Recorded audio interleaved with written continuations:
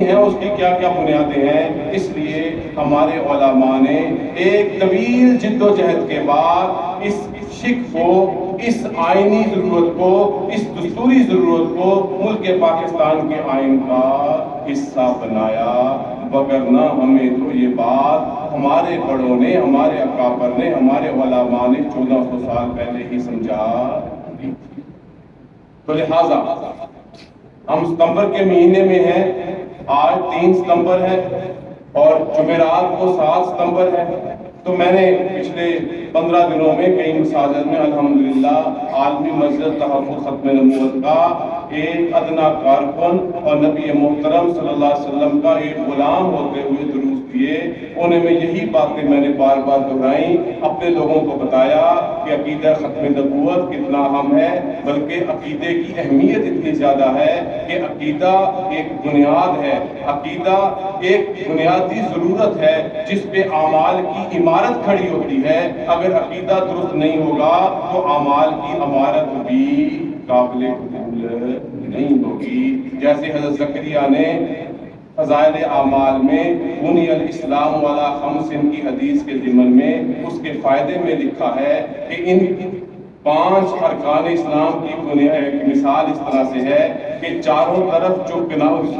خیمے کو باندھنے کے لیے کیل ٹھونکے جاتے ہیں، رسیاں مضبوط کی جاتی ہیں، ان کی مثال نماز، روزہ، حج و زکوٰۃ کی ہے، اور درمیان میں جو ستون، جو ڈنڈا کھڑا کیا جاتا ہے خیمے کو کھڑا کرنے کے لیے، اس کی مثال عقیدے کی ہے۔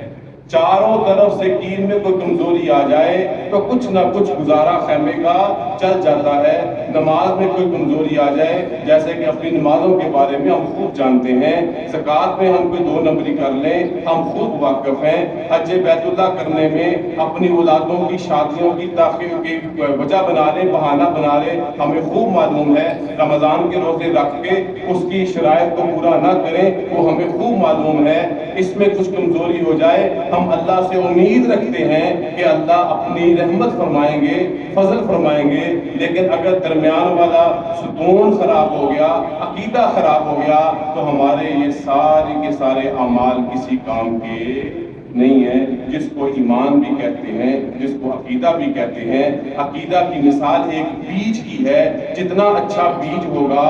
پھل بھی اتنا اچھا ہوگا، جتنا اچھا بیج ہوگا فصل بھی اتنی اچھی ہوگی۔ اور اس عقیدے کی مثال تعریف یہ ہے کہ انسان کے وہ اٹل اور پختہ نظریات جن کو تبدیل نہیں کیا جا سکتا، تبدیل نہیں کیا جا سکتا۔ مسلمانوں کا یہ ایمان اور عقیدہ ہے اللہ اپنی ذات میں، صفات میں، عبادت میں وحدہ لا شریک ہے۔ ہمارا یہ عقیدہ ہے کہ اللہ نے جتنے پیغمبر اور رسول بھیجے سارے کے سارے برحق ہیں، اور ان میں امام الانبیاء خاتم النبیین صلی اللہ علیہ وسلم کی تعلیمات ہمارے لیے قیامت کی صبح تک قابل عمل ہے۔ ہمارا یہ ایمان ہے کہ فرشتے اللہ کی مخلوق ہیں، اللہ کے حکم کے پابند ہیں۔ ہمارا یہ ایمان ہے کہ اللہ رب العزت نے جو انبیاء پر کتابیں نازل کی وہ برحق اور سچی ہیں۔ پہلی کتابیں اگرچہ تبدیل ہو چکی لیکن قرآن اللہ کی آخری وحی ہے۔ ہمارا یہ ایمان ہے کہ ایک دن مرنے کے بعد اللہ دوبارہ زندہ فرمائیں گے، ہم سے پوچھیں گے کیا کر کے آئے، باوجود اس کے کہ اللہ جانتے ہوں گے ہمارا حساب کتاب ہوگا۔ آپ جیسے لوگ انشاءاللہ جنت میں ہوں گے اور جو رب کی نہیں مانتے وہ جہنم میں۔ یہ عقیدے کا باب ہے۔ تو ان ساری ایسے اٹل نظریات ہیں جن پہ کوئی کمپرومائز نہیں، کوئی مصالحت نہیں ہے،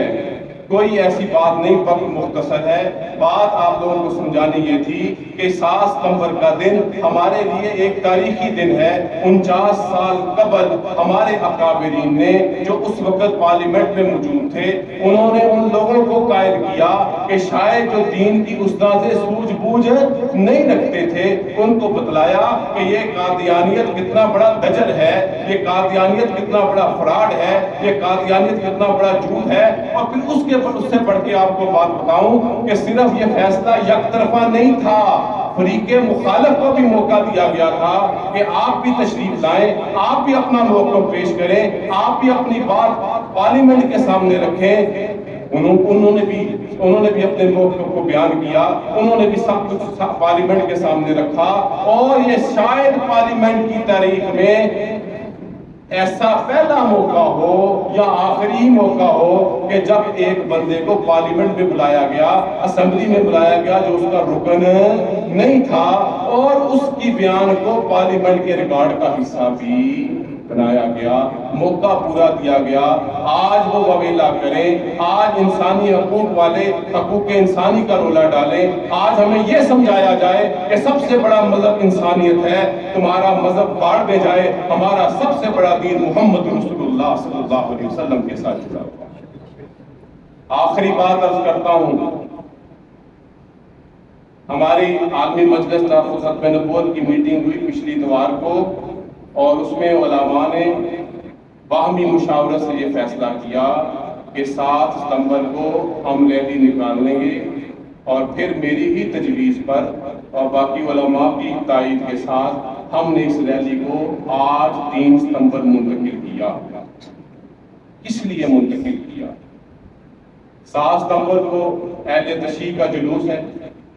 اور ہم تصادم کے قائل نہیں ہیں، ہم ملک عزیز میں شرارت کے قائل نہیں ہیں، ہم ملک کے امن و امان کو خراب نہیں کرنا چاہتے، کیونکہ یہ ملک ہمیں بڑا ہی عزیز ہے، یہ لاکھوں قربانیوں کے بعد لا الہ الا اللہ محمد رسول اللہ کے نام پہ حاصل کیا گیا ہے، ہم اس نعمت کو ضائع نہیں کرنا چاہتے۔ ہمارے دلوں میں ذرا برابر بھی آج یہ بات نہیں ہے کہ آج ہماری پارٹی کی حکومت نہیں ہے تو ملک ٹوٹ جائے، ملک باڑ میں جائے، ملک بدنام ہو جائے، ہمیں کوئی پرواہ نہیں۔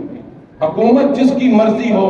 یہ پاکستان ہماری پارٹی، ہماری محبت کرنے والوں کی حکومت کا ہو، تب بھی ہمارے لیے یہ بہت قیمتی ہے، نہ بھی ہو تب بھی ہمارے لیے قیمتی ہے۔ ہمارے دل میں کوئی خواہش نہیں کہ ملک کو کسی طرح سے کوئی نقصان پہنچے،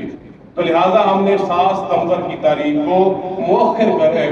پہلے لے آئے، اور اس کو ہم نے جو ہے وہ آج کے دن فیصلہ کیا کہ انشاءاللہ آج ایک عظیم الشان ریلی عقیدہ ختم نبوت، تحفظ یوم ختم نبوت کے حوالے سے اس ریلی کا انعقاد کیا جائے گا۔ تو لہٰذا یہ بات سمجھیں